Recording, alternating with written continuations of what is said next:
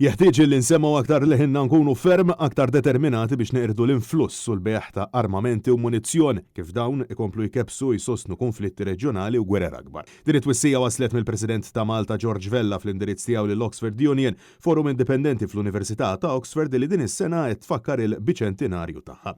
Il-President Vella esprima tħassib kbir dwar in-nefqa eżorbitanti fuq strumenti ta' gwerra u erda, mod speċjali meta mqabbla mas-somom investiti fis-sigurtà tal-ikel u tal-enerġija, il-preservazzjoni tal-ambjent globali u l-azzjonijiet tal-ġlieda kontra t-tibdil fil-klima.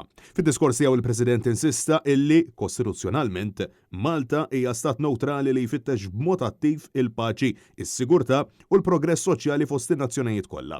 Naf il-waqt li faħħar dak li qiegħda tipprova tikseb Malta bħala membru mhux elett tal-Kunsill tas-Sigurtà tan-Nazzjonijiet Uniti.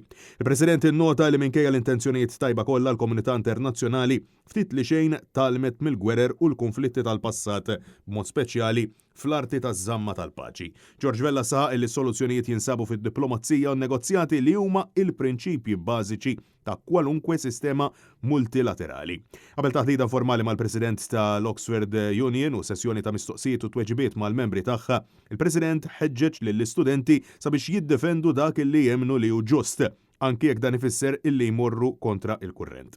Din il-laqgħa l-indirizza George Vella kienet parti mill-programm tiegħu waqt iż-żjara ta' 3 ijiem milli qed jagħmel fir-Renju Unit.